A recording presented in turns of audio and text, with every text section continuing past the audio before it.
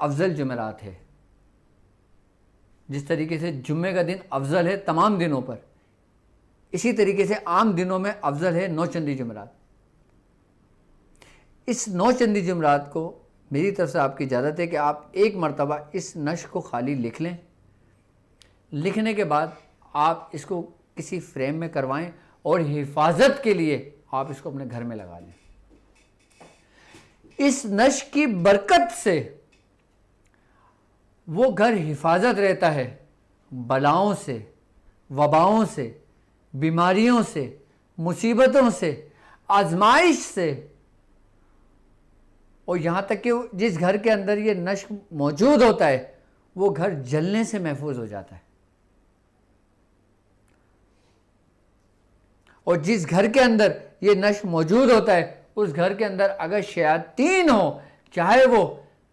سالوں سے رہ رہے ہوں، وہ اس گھر کو چھوڑ دیتے ہیں۔ آپ نے کچھ بھی نہیں کرنا،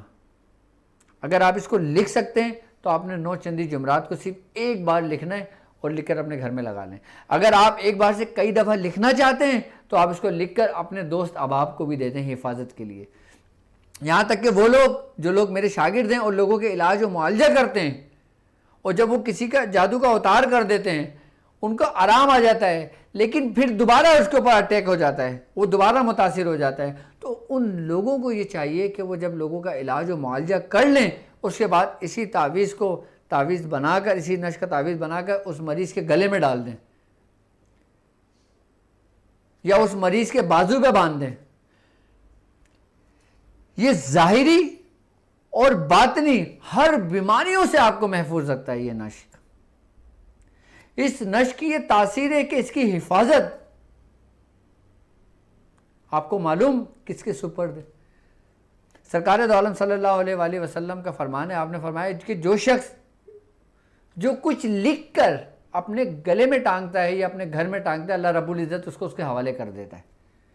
یعنی کہ اگر کوئی شخص شرکیہ کلمات لکھ کے کوئی تعویذ بناتا ہے تو اللہ رب العزت اس کو اسی کے حوالے کر دیتا ہے، اور اگر کوئی شخص آیت الکرسی لکھ کر، کوئی شخص سورہ قریش لکھ کر، یا کوئی شخص چاروں کلوں کو لکھ کر اگر گلے میں ڈالتا ہے یا کوئی اپنے گھر میں لگاتا ہے تو اللہ رب العزت نے کس کے حوالے کیا؟